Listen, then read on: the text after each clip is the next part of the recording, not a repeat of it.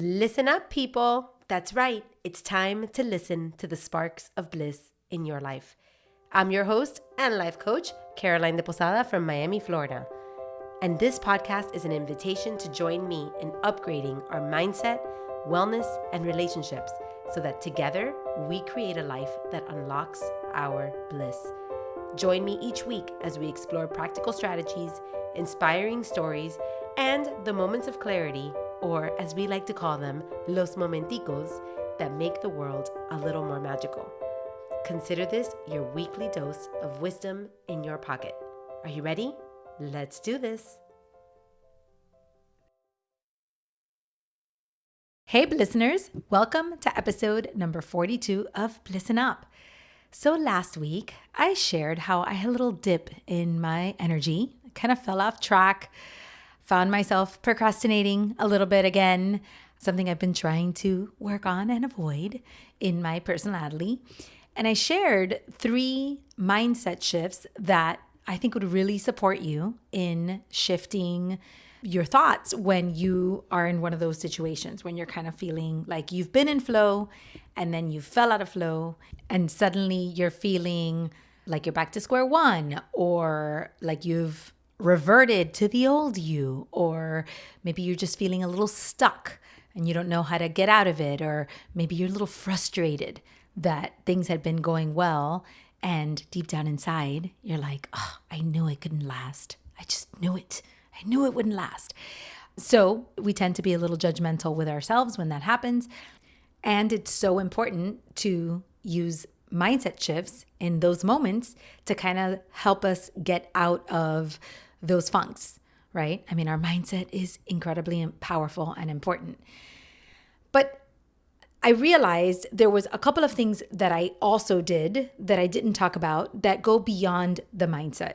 And it's part of living a wellness lifestyle, right? So what you think is obviously super, super important, but also what you do is important because your actions are gateways to clarity, right? They take you one step closer towards the life that you want to live, or one step further from the life that you want to live. You know, your actions matter a lot. So I thought today I should break down for you 3 simple habits that I have in my life. I don't know if I should call them habits or tools exactly. I don't know what the right word is, maybe action items. But there are 3 things that I implement in my life religiously that I think have changed everything for me. And I believe they can change everything for you. And what I think is important to note about any of the things that I'm going to talk about today is that life is like a puzzle. And we are always trying to find the pieces that fit and putting them together in a way to create a big, beautiful picture. Like just trying to create that design where that puzzle is complete. But the truth is that there's always a little puzzle piece missing, or something we didn't consider, or something we have to readjust, or we have to start over and try again. There is no one size fits all for anything. So even if, and I think that's really like the most important takeaway from all of this. It's really important that you hear this. Even if you do everything right, even if you have all your ducks in a row and you're doing all the things, and you have you have the best habits and all this kind of stuff, you may still have a fall off track. You may still have a dip in energy. You may still get stuck. You may still have a setback. I mean, you will. It's going to happen. It's just the way that life is. So we do the best we can with the information we have at the time. And then when things start to fall apart, we go back to the puzzle and we start building it again. And we pay a little closer attention. And we find that some pieces are great. They work really well. And we don't have to touch them. Like they can, we can kind of keep it going. It's like, it's beautiful. The puzzle is beautiful. And sometimes we have to play with the puzzle a little bit more. We have to go back into the box and look for more pieces and find the ones that fit. And sometimes we have to put some stuff away and say, I'm not going to deal with that right now, but I'll come back and revisit it. I guess really the whole purpose of this is to give you permission to be a little messy. It's okay. It's okay that life is a little messy. It's okay that it's not perfect. You're not a robot. I mean, I know I said this last week, but if you didn't hear it, maybe you needed to hear it again today. You're not a robot, and you don't have to be. You are human, experiencing this complex life, trying to simplify things as best you can. And hopefully together, we can avoid as many of the unnecessary bumps in the road as possible, but go through the ones that are meant for us to tackle with a lot of resilience and just the knowing and the confidence that we're going to be okay. Okay, so let's get started. So the first thing that I have found makes the most profound difference in my life by far is exercise. Exercise has been life-changing for me. There's all sorts of science to prove this, and I don't need to tell you this. You probably know this already. But something that I've noticed is that when I am feeling off track, or on days that I feel a lot of anxiety, because yes, I do experience anxiety, I can always look back and I can correlate to how many days it's been since I've exercised or moved my body in a significant way. Exercise can mean a lot of different things for a lot of people. It could be hiking, it could be dancing, it could be Pilates, it could be weight training, it could be running, it could be walking, it could be shaking your body, yoga. There's a gazillion different things that you can do to move your body. But for me, I've noticed that if I miss a few days, if I have a couple of days where I'm too busy, or maybe I had many more Zoom sessions than walking sessions, and I didn't get to go to the gym because of my schedule, or things just got in the way and I haven't exercised, my mood and my emotions change drastically. There's also some science that when you need to clear your mind, the best thing that you can do is go for a walk. It's one of the reasons I host walking sessions for my coaching clients that live in Miami, because walking has been scientifically proven to help clear your mind. So when you're feeling that stuckness, when you're feeling like you're out of the loop, when you're feeling a little bit of anxiety, even though everything inside of you might resist movement, what may be calling you is like sit on the couch, eat potato chips, and watch TV. That's what your brain wants you to believe is good for you. What is actually good for you is moving your body. So I wanted to share with you a clip that I found on Instagram that if you haven't heard already, you must hear, because the information is fascinating. So I thought the best thing I could do is actually ask my editor to play it for you right here. So you don't even have to go and look for this clip. So listen to this. All psychology, all neuroscience. And this is, I think, the most interesting finding of the last decade in all of science. And this is the insight that your muscles are basically an endocrine organ that secrete hormones into your bloodstream that affect every system of your body. Your muscles, they secrete chemicals and proteins when you exercise that are also really good for your brain health. And one of the first papers almost 10 years ago that was published explaining that when you contract your muscles, they literally secrete these proteins into your bloodstream that make you resilient to stress and can protect you from depression. The scientists called them hope molecules. This idea that literally your muscles are manufacturing like antidepressant molecules. And the only way to get them into your bloodstream, where they can then travel to your brain, is you have to contract your muscles. Like, that's it. It's like a pharmacy in your muscles. And anything you do that contracts them, walking, hiking, running, dancing, weightlifting, like swimming, anything, you are going to be dumping hope molecules into your bloodstream that when they get to your brain, they work as an antidepressant. And they also help people recover from trauma. Like that's like a miracle. Hope molecules. It literally is scientifically proven that exercise inspires hope. I thought that was the most amazing thing. My cousin, I'll never forget it. My cousin Stephanie sent me that clip on Instagram. She texted it to me and it changed me forever. I had already been exercising, but the knowledge that when I exercise, I have hope molecules traveling to my brain, it just amplified the experience for me.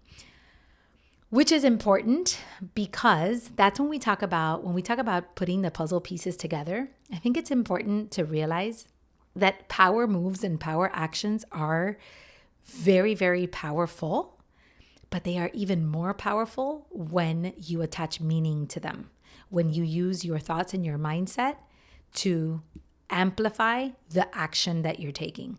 So in my case, I was feeling a lot of anxiety. I was feeling very stuck. I was procrastinating. I was busy. I was overwhelmed. And I remember calling my friend and saying, oh my God, I just realized I really need to work out. I need to go to the gym. So I made it a priority those days to exercise even more than I usually do. I mean, I exercise a lot, but I upped my exercise and I made sure that I carved out time for that. And while I was at the gym, I kept reiterating in my brain, I am producing hope molecules, and these hope molecules are going to get me to a better place. This is gonna help me a lot. So this is something that I hope that you can implement in your life. If you're just not feeling well, move your body. Whatever it is, play some music, jump on your little mini trampoline at home if you have one, or in the big trampoline in the backyard if you have one.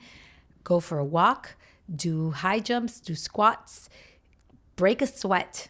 Try to do a burst of a sprint or something. If your body can handle it, do what you can do, but do something.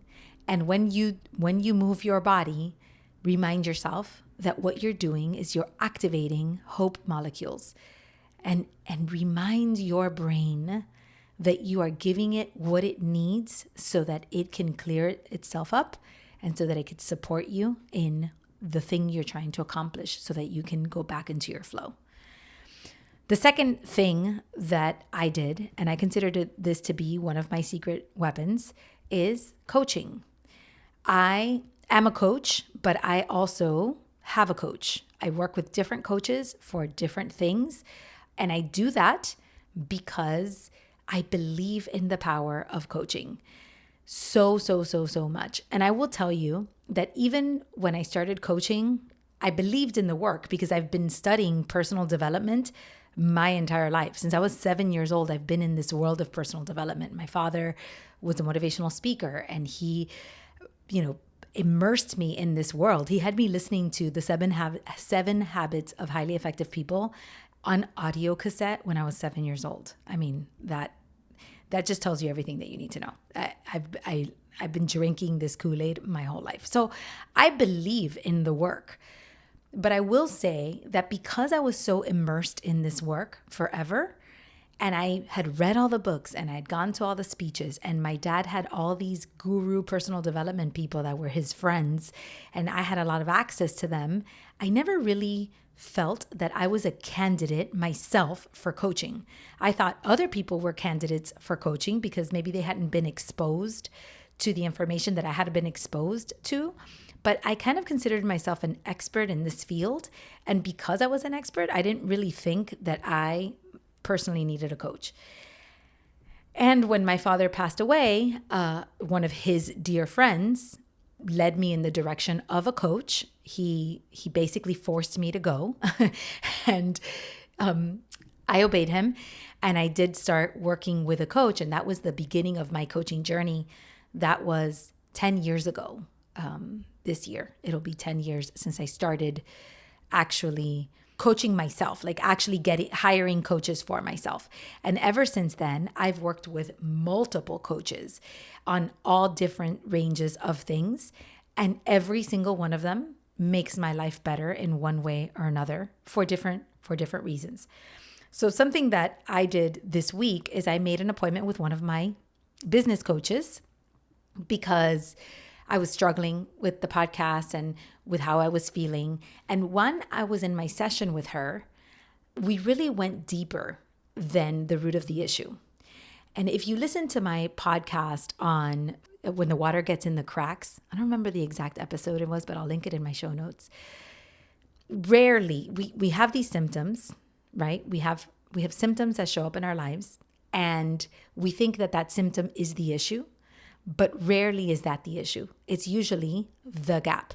And again, I've shared with you that if you listened to the last episode of January, I'm sharing all the episodes I've been talking about lately this week, but the last episode of January where I talked about the theme for February, I themed this month Foundational February.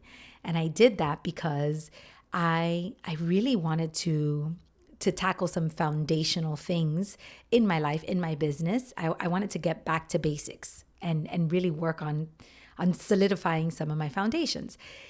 And I just think it's so wild and synchronistic. It is always synchronistic how things pop up to serve you. You set an intention, and then the universe rewards you with challenges and opportunities for you to work on those things. So I'm having this procrastination issue, and I'm having a little bit of stuckness, and I meet with my coach, and I realize that the procrastination and the stuckness is not really the symptom, is only the symptom, but the issue is a little bit deeper. I was feeling stuck for other reasons. I was kind of confronting some upgrades in my identity, and I was expanding my capacity, and I'm learning some new skill sets as a businesswoman and as the CEO of my company. And that was causing me to kind of want to retreat. And I think a byproduct of that was procrastinating on the podcast, which is something that had already been in flowing, right? So by working with this coach, I was able to have somebody help me look outside my fishbowl. Somebody that can pose some questions, that could get me thinking, that could get me deeper than the symptoms, that could actually let me see where the cracks were. And once I understood them, then I was able to fill in those gaps better and work through it. That's the key. It's like working through it when you know that there are some cracks and you're like, oh, I'm sealing the cracks. I'm filling in the foundation. I'm building a better foundation.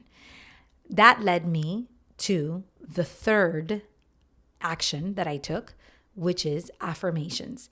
And I've talked about affirmations many, many, many times, but I will continue repeating it because I think they're so valuable. But what was interesting was that the affirmations that I got them from the coaching session. So when I was able to shift my perspective and look outside my fishbowl, then I found the mantras, the thoughts that I got to use to keep me going and to bring me back into a grounded space where I could then perform. And every time that I go through this process, I get stronger and stronger and stronger. And now that I've noticed that these are the power moves to bring me back, I am less afraid of the setbacks. I'm less afraid of when I feel like I'm in a funk. Because before, if I felt like I was in a funk, there was always this underlying feeling of like, is this going to be the one? Like the time where I break, like the moment where there's no turning back. Like I just fall off and I just can never recover. You know, there's always a little bit of that underlying fear, I think. And I don't have that anymore because I have these tools in my toolbox and I'm like, oh, no. I need a little coaching on this. Or no. I need to go for a workout. Or no. I need to shift my mindset here. I just need to shift my perspective. Like I have these tools in my toolbox that allow me to go through the process, accept where I'm at, feel the feelings without feeling afraid of them, not having to resist them, ignore them, reject them, or grit through them. Because that's another thing. Sometimes we just want to power through. We want to grit through at whatever cost. And sometimes that cost is our well-being. And in order to grit through, we'll be like, oh, you'll start drinking more, right? To numb the pain. Or you'll start doing other forms of self-medication to numb the pain. You do everything that is opposite from brain health to protect yourself from what your brain is telling you, what your brain is experiencing, what you're supposed to be learning from this. It's quite fascinating. It's kind of like when you get a fever, a lot of times we're very afraid of a fever because a high fever can be very damaging to a child or to a person. So our immediate instinct when our child gets a fever might be to give them Tylenol. Just drop the fever at whatever cost, like quickly, efficiently be done with the fever. But if you learn about what the purpose of the fever is and how the fevers work and what it does in your body, you'd realize that fevers are actually a protective mechanism to help your body heal. It's a signal to your body that it needs to go into recovery. And if you drink a Tylenol too quickly, before you allow that process to initiate, that could be worse and actually prolong your symptoms for longer because your body doesn't get the memo that it needs to heal itself. So for many years, since my kids were little, I've always been very hesitant to give Tylenol, right? Right off the bat, I let the fever take its course. I let the kids go through the experience. Sometimes it's uncomfortable. Sometimes they feel pretty crappy. Sometimes, it feels like it's taking longer because we're not masking the symptoms right away when our kids get sick or they develop a fever or something like that. But I believe in the long term, we are allowing the body to restore itself. We are learning some tools. We're connecting the dots, and we are building stronger immune systems overall. We're becoming stronger people because rather than masking symptoms, we are working with our bodies. We're working with the process. Well, the same thing happens emotionally when you feel stuck, right? You may want to mask the symptoms right away because it seems easier and the other way seems longer.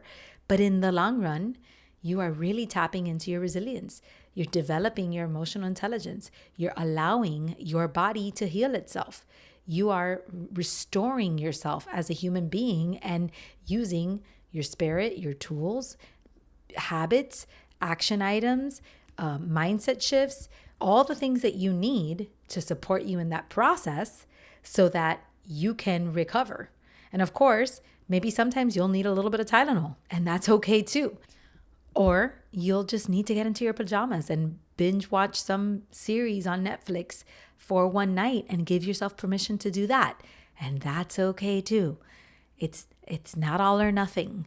It doesn't have to be rigid. It doesn't have to be extreme. The goal is that we are taking a holistic approach to our lives and we are creating an aligned life where we are on path and always on our path to bliss, to a life that sparks bliss. All right, everybody. I hope that this has been helpful. Just a quick summary. If you're feeling in a funk, you can try exercising, working with a coach, and using powerful affirmations to redirect your thoughts. That, along with the mindset shifts that I shared with you last week, is an incredible recipe for a resilient soul. I hope you have a great sacred Sunday, that this has given you something to reflect on, and I will see you next week.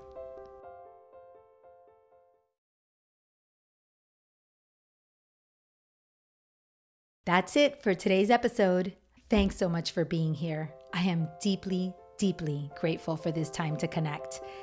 If you're loving this podcast, I'd love if you could support me by subscribing, rating, and or leaving a review wherever you listen to podcasts. Those reviews help us so much. And if you know of someone who could really use a voice like mine in their head, please share this with them and let them know how much you care about their bliss. Now, if you are feeling called to dig deeper and really work on elevating your mindset, wellness, and your relationships to create a healthier, happier, and more meaningful life, then I invite you to schedule a 60-minute complimentary consultation with me. Let's have a meaningful conversation and see if working together is in our future.